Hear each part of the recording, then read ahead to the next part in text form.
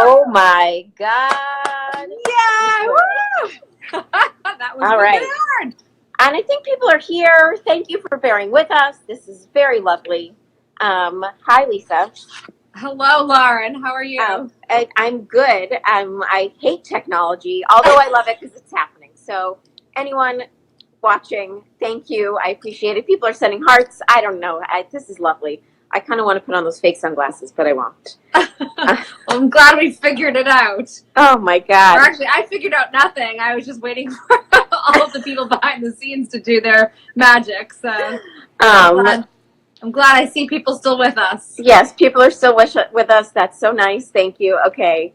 While people are still joining, I'm going to give everyone one more minute. We're going to play one more round of two truths and a lie. Okay. We're going to give everyone 3 facts about Alzheimer's, A, B, and C, and comment in which fact is incorrect. Okay, here we go. Diets that emphasize whole grain fruits and vegetables. Whole grains, fruits, and vegetables, fish and shellfish, and nuts are bad for your health. B, Alzheimer's has no known cure. And C, when considering brain health, you should avoid sugar and saturated fats. Again, which one is not true? Diets that emphasize whole grain fruits and vegetables, fish and shellfish, and nuts are bad for your brain health. Alzheimer's has no known cure. C, when considering brain health, you should avoid sugar and fats. Oh, look at all these A's. Okay, good. I'm glad everyone knows diets that are full of whole grains, fruits, vegetables, fish, shellfish, nuts are all good for your brain. Yeah, it's called the Mediterranean diet or the Minds diet. And so it's like anything that's good for your heart is going to be good for your brain. It's kind of the general rule of thumb. So those like brightly colored fruits and vegetables, so like pomegranates and blueberries and blackberries and the green leafy vegetables, omega-3 fatty acid-rich fish like salmon and tuna, nuts, beans. These are all really superfoods that are going to protect your brain and help it function and help prevent Alzheimer's. Yes. Okay, I think we've got a lot of people here. Hi, thank you for coming. This is our first Instagram live chat. We did these on Facebook before, so again, thank you for everyone for bearing with us here with the technology. We're going to have lots more of these things. We're in the middle of our We Care campaign. Of course, Hilarity for Charity invests in great research for tomorrow, but we also care about improving the lives of people who are fighting Alzheimer's today by caring about them through providing care and also helping to save their brains from the devastation of Alzheimer's tomorrow.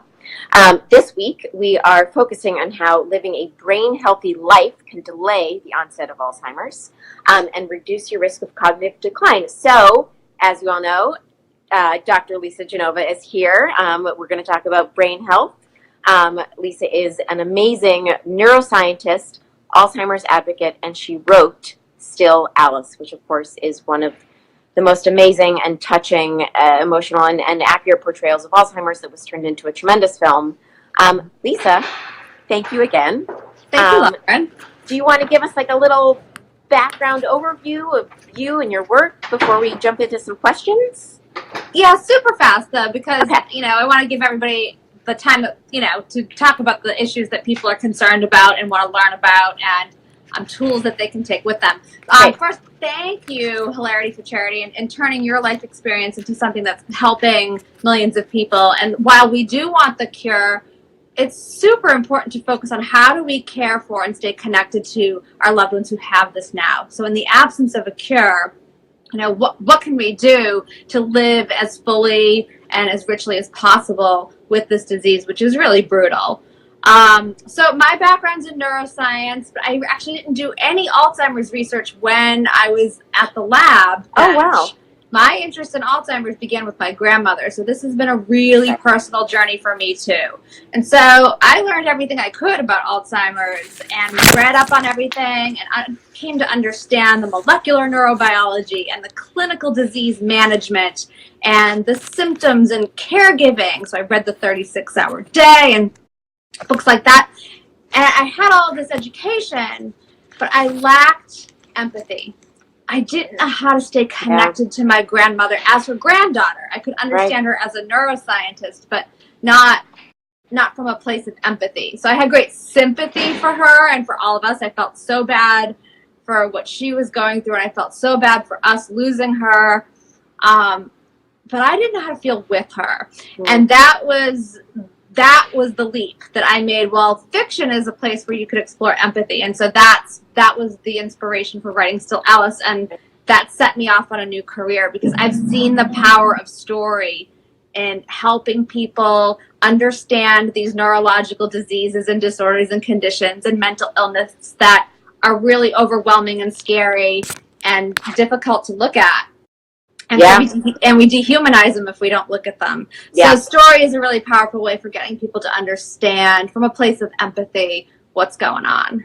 Yeah, totally. So that's what I do. That's amazing. We'll start off again by saying thank you. Thank you for doing that. I think that as an advocate, and I'm of course interested in your experience with this, people don't understand Alzheimer's if they've been fortunate enough to not be touched by it personally. And we need stories like Still Alice so that people can understand the reality of this disease, because it's so hard to comprehend what it means to lose your memory, what dementia is. Right. And so if you don't have familiarity with this, like, we get uncomfortable when we don't understand something, right? So if you've got Alzheimer's and I don't really know what that's about, but I know it's scary, and you may not know anything or remember anyone. And I also think of the general public, often, if you're not familiar with it, you equate it with a disease of the dying elderly. Yeah. And so that's something that, you definitely don't want to look at death. So what do you do to relieve that discomfort? You look away from it. Yeah. And so in doing that, unfortunately, you're turning your back on 50 million people, because that's about how many people in the world have this right now. So we've got 5.7 million Americans with it, and that's probably like really underdiagnosed. Like, there's probably millions more. Yeah. This is a tough disease to get diagnosis of it, depending on where you live.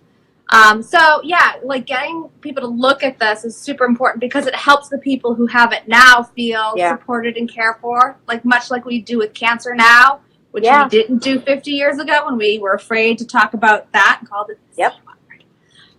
So we can bring people back into community who feel excluded and marginalized if we look at this and talk about it. And it really mobilizes us with a sense of urgency to cure it. So we got to talk about it. And then it's also, like, in talking about it, it's like, well, do we just have to wait around until we get Alzheimer's and it's this tragic, like, inevitability? Right. Or is there something we can do? Much like we've seen with heart disease and some other, illnesses, like, is there anything we can do? And so, let's talk about a lot of that. Yeah, let's get into that. I mean, you had a incredible TED Talk, which has been viewed, if I researched correctly, 4 million times. Yeah. Crazy.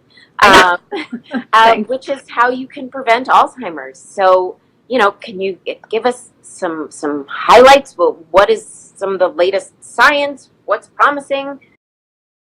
Tell us. And just so, like, the people really get that they have a sense of control over their brain's destiny and their brain's health. I think that a lot of us are used to thinking about having some influence over our health from the neck down, right? So, like, think of heart health again. It's just such a great example. Like, maybe you wear a Fitbit and you're counting your steps, or you're monitoring your blood pressure. You go to the doctors and you get checked for cholesterol and you get your blood pressure taken.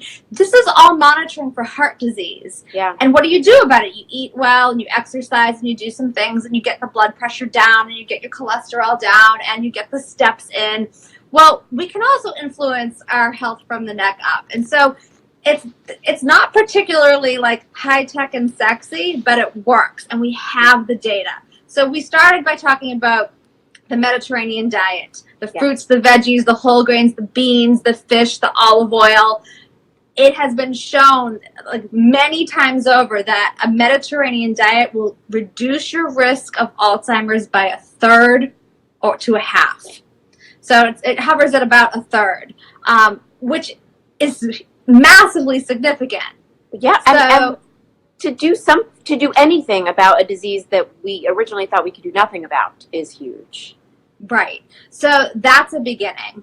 Another one is exercise. This data is also so compelling. You just can't ignore it. It's so powerful. So we know that aerobic exercise, walking, can decrease your risk of Alzheimer's by as much as 60%. And this has been shown to work more than just stretching. So if people are stretching, and I can talk about yoga too, because that actually helps, but in a different way. So you want to get up and move. We know that exercising actually increases the size of your brain. So you're actually creating new nerve cells, especially in a part of your brain called the hippocampus. This is the part of your brain that is responsible for making long-term memories.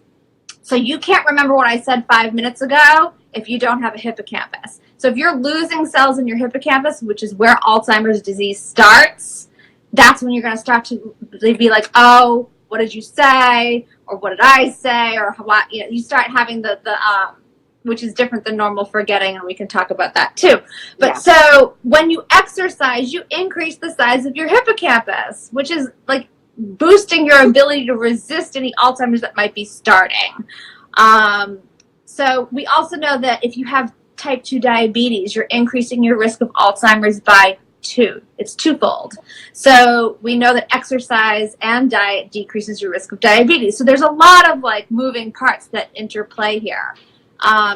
We know that exercise also clears away amyloid beta. So I've just said a word that maybe a lot of people don't know, but amyloid beta is a protein that builds up when you're developing Alzheimer's. And you can have amyloid beta increasing for up to 15 to 20 years and have no symptoms of this disease. But then at some point it reaches a tipping point and triggers a molecular cascade that causes the disease to run like a runaway train in your brain. And exercise clears away that amyloid beta so that you don't hopefully ever get to that tipping point. Yeah. The other major one that's really awesome is sleep. Yes. And this data is fantastic. It's like, we're all waiting around for the cure. And I like to think about it this way. Like, if I told you that big pharma, like some pharmaceutical company, is announcing today that they came up with a pill that would prevent you from getting Alzheimer's, would delay it for at least 10 more years. Like, if you were likely to get it, you're not going to get it for another 10 years. Like, would you go out and buy that preventative medicine? Heck yeah. Yes. Well, we have it already. It's free. It's called sleep. So the deal is this. It's the magic number is 7 to 9 hours. Anything less than 7 hours and you are compromising your brain health. And it's not just Alzheimer's. Like, it has to do with memory and cognition. So if you are chronically sleep deprived or even sleep deprived for a night, you're going to increase your levels of amyloid beta, because during sleep you have janitor cells in your brains that are clearing away any metabolic waste that accumulated while you were awake. And one of the things that clears away is amyloid beta. So that's happening. Your frontal lobe isn't going to be able to go to work in the morning if you're tired, and you're not going to be able to pay attention. Yeah. And you can't remember anything if you don't pay attention. You're not going to be able to consolidate new memories, and you're going to forget the memories from the day before. So it's almost like you've got amnesia. Yeah. When you're sleep deprived. And it's cumulative. It's not just that day. Like, your brain's ability to function on less than 7 hours a night is going to cost you cognitively that day and over the long term. Yeah. Scientists are more and more becoming willing to say that lack of sleep is actually a causal risk factor in Alzheimer's. So it's really accelerating the buildup of amyloid beta. So you're going to get to the tipping point that much faster with lack of sleep. So that one's the world's thought leaders in Alzheimer's research take this seriously and are all trying to protect their own lives by no longer burning the candle at both ends. Absolutely. And there's so many things out there these days that can help us track our sleep. So many things that we can do to improve our sleep. I myself have been working since around October or so to improve my sleep, and have tremendously. I always tell people this is not a hand gesture, but I wear this ring. It's called an Oura ring, O-U-R-A. I do not work for them, so I'm promoting them for them. And it is a sleep tracker. It also does some activity stuff, but But it is a sleep tracker, and it really breaks down and gives me a lot of information about my sleep and has really helped me change my habits. And I think, for me at least, making my sleep routines habitual has improved my sleep. Making sure that I'm trying to go to bed at the same time every night, early enough that I know I'm going to have time to get my full amount that I need. I got the glasses. You can wear blue light glasses to block out light when you sleep. There's so many things, and we'll cover all this as Hilarity Futurity goes on to teach more about brain health. But before we go any further, I'd love to open the floor to some viewer questions. I have some already. I'm just going to go through here. We've been writing some down. Oh gosh, there's so many good ones here. Oh my God. Let's talk about the one that I think a lot of people ask about is genetic predisposition for Alzheimer's. Yeah. I mean, I'll let you go into it. I know what I know in my research, and that, yes, it does play a role, but also there are things that we can do. So I'll let you take that one. Yeah, definitely. And so, like, folks should really understand that for 98% of people, if you're going to get Alzheimer's, it's not 100% genetically determined. So if you have the kind of Alzheimer's that I gave Alice and still Alice, this is the rare genetic familial early onset form of the disease. So there are 3 mutations that we've discovered that cause that kind of Alzheimer's. And you can get a genetic test and find out if you have it. But I tell folks, if that's running in your family, it's running young. So your mother has it and she was in her 40s when she first became symptomatic, or early 50s. And it's not just mom, it was her father, it's her brother, it's cousins, because every kid, if you have one of those mutations, every kid has a 50-50 shot of inheriting it, and it has a 100% chance of causing Alzheimer's. But this is actually very rare. And so unless it's, my grandmother was diagnosed with Alzheimer's in her 80s. She probably had it 10 years before she was diagnosed, because like a lot of families, we said, well, she's forgetting, but this is a normal part of normal aging. That's a myth.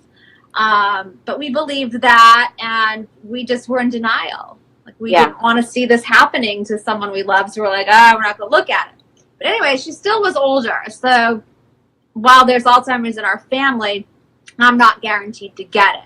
So what about the folks that it's in your family? Like, what's my chance of getting it? Well, we don't really know. There are some genes that will increase your risk of Alzheimer's, and some will decrease it. So some of you might have heard of a gene called ApoE4. That's a risk factor for Alzheimer's. So if I inherit a copy from mom or dad, say I've got one copy, my risk of Alzheimer's quadruples.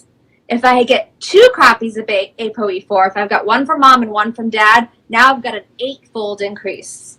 But that still doesn't mean I'm guaranteed to get it. So if you think of it like a tipping scale, and if you go to my TED Talk, there's more of this, but like if I have 2 copies of ApoE4, that's tipping the scale toward Alzheimer's pretty extremely. But it doesn't crash it to the floor. I still might not get Alzheimer's. And the way to not get Alzheimer's is Mediterranean diet, exercise, sleep, and I can shift the scale arms to be more balanced. So there are genes, and by the way, if I don't have any ApoE4, that turns out to be protective. So I have a lesser chance of developing Alzheimer's. So there are, and we don't know all the genes. There are probably about 100 genes now that we've identified that are involved in the molecular processes and pathology of Alzheimer's. And so when these genes get turned on and how they influence the development of this disease is still, unknown territory, and scientists are working hard on it. Yeah. But so what most people need to understand is, like, you're not fated to die of a heart attack if your father died of a heart attack. You're not fated to die of Alzheimer's if your father had Alzheimer's, and that there are things that you can do. Yeah. And so do I get genetic testing for Alzheimer's? I could.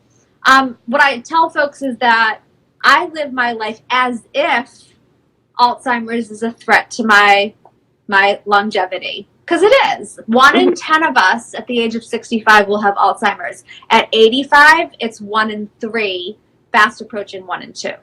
Yeah. So, but it doesn't mean you have to get it, right? So half of 85-year-olds don't have Alzheimer's, but half of them are going to. So I live as if I'm at risk for it. And I think we all should live as if we're at risk for this disease, because it's a horrible price to pay for living into old age. It's not how you want to go out.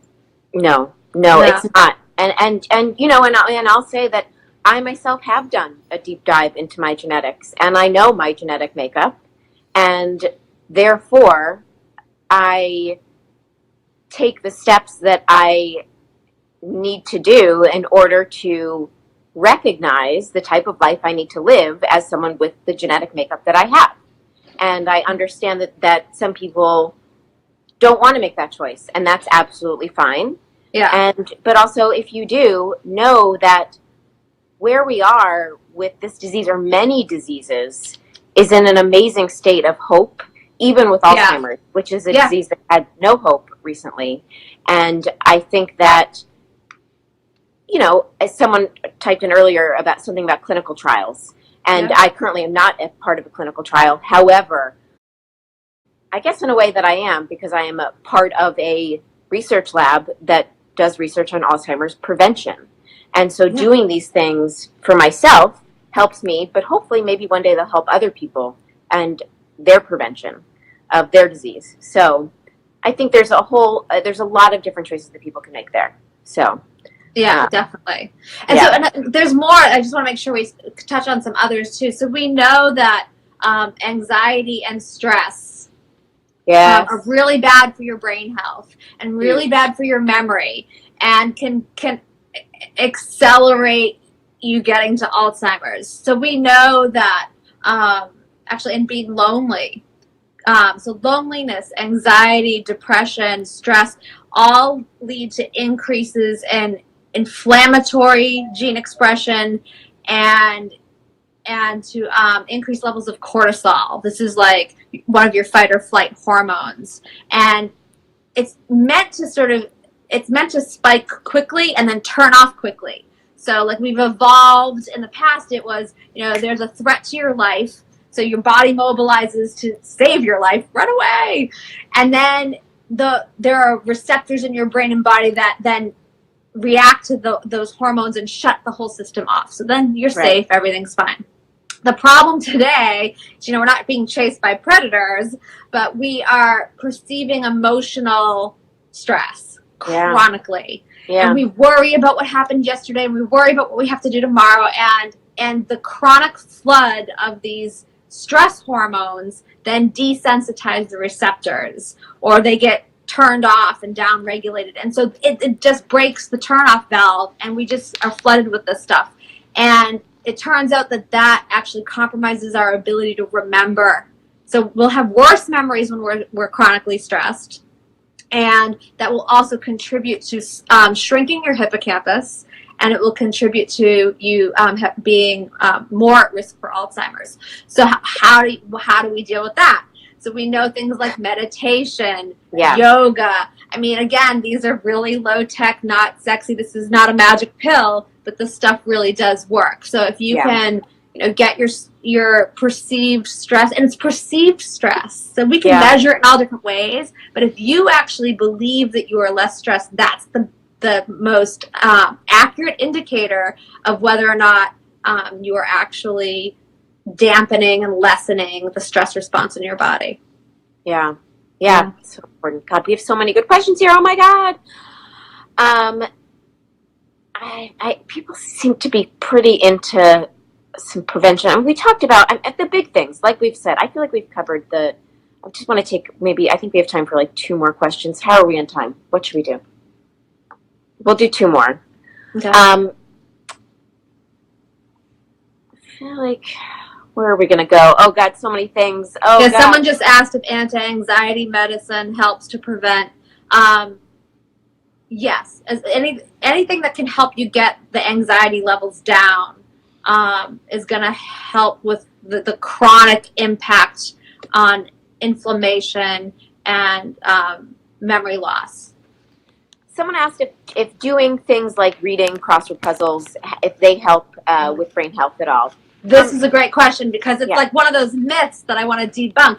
No, there's zero data that shows that crossword puzzles, Sudoku, any of these like brain games that are supposed to help you be resilient to Alzheimer's, no, they don't translate. So, and there's a couple reasons for this. So one is, like, doing these brain games or the crossword puzzles, you're going to get good and better at doing those brain games, but they don't transfer or translate to having a brain that's cognitively smarter in other areas. So doing crosswords doesn't, improve your brain health beyond getting better at crosswords. And what I tell folks is, like, if you're trying to build an Alzheimer's resistant brain, you want to build new neural connections. And what do I mean by that? It's if Alzheimer's is starting to block some of your neural connections, and if you can build more, then you can detour around any Alzheimer's that is starting to accumulate in your brain. So if you think of your neurons like roads leading to different places, and those places are your memories and thoughts and places you want to go cognitively. And say you wanted to remember me, and you only knew one thing about me. You'd only have one neural road that gets to Lisa Genova. If you have Alzheimer's there, you've forgotten me. And there's I'm gone forever. But if you learn more about me, you can say you learn 10 things about me. You can have 9 neural blockades due to Alzheimer's, but still be able to detour all that wreckage to remember who I am. So how do you build new neural roads? You learn new things. Crossword puzzles, you're just retrieving information you already know. Sudoku, you're just following the rules of the game over and over again. So you really do want to be socially interactive, because when you're listening to someone, like when you and I are chatting today, like, that's really stimulating my brain to think and actually learn new things and be present. If I travel to a new city, if I learn to play guitar, if I read a book, watch a TED Talk, go to Instagram Live interview, like, anytime you can learn something new, you're actually building new neural connections. You're building a bigger brain, literally. Like, your brain doesn't stay the same. Yeah. You can build new connections throughout your entire life. And so, no, stop doing the crosswords, or do them, but know that, like, you're not. But then go out and learn how to play the piano, or tennis, or just be, like, socially and mentally engaged in new things. Yeah. So, the crosswords aren't going to save you. Yeah. Yeah. Okay, I think we're going to wrap up, because we've been chatting a while. I want to be mindful of everyone's time, but I want to sort of help try to provide an overview here. So, Lisa, jump in here. So, living a brain-healthy lifestyle, we want to sleep. You want to sleep between 7 to 9 hours every night. Yep. There are many things you can do to help increase your sleep, keeping a schedule, no bright lights, no phones before bed, keeping it cool in your bedroom. Yes. And trackers, like I said, not a hand gesture. Apple Watch. I mean, there's so many sleep trackers out there these days. Diet. Someone asked about salmon. Yes, salmon. Yes. Eat salmon 2 to 3 times a week, minimum. Maximum, whatever. Yeah, regularly. Diet. Like the omega-3 fatty acid rich fishes.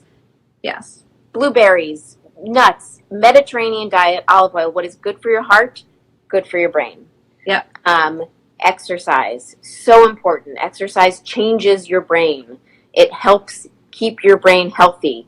Raise your heart rate. I do Orange Theory Fitness. It makes my heart rate go like this, and like this, and like this, and like this. And it's a great exercise. Staying healthy physically will help your brain stay healthy. Yeah, and so literally there are studies out there that show that people who are sedentary have smaller brains than people who exercise. Yes. Yeah. Meditation can be great for emotional well-being. Yeah. Taking a moment for yourself and your emotions. Those who commented in about anxiety, depression, how stress can lead towards unhealthy brains. Take a moment to really pay attention to that. Take the time for some self-care and try to improve that. And then your memory and cognition will improve along with it. Yeah. And then brain activity. Go learn a new activity. Learn a new language. Go out to lunch with new friends. Yeah. Keep yourself active, learning new things. Yeah. Read a novel. I wonder which one they should read. All right. Well, thank you so much. Thank you for everyone for chiming in and listening and commenting and bearing with us in the beginning with these technical difficulties. Lisa, thank you for your work. Thank you for your time. Thank you for being an advocate.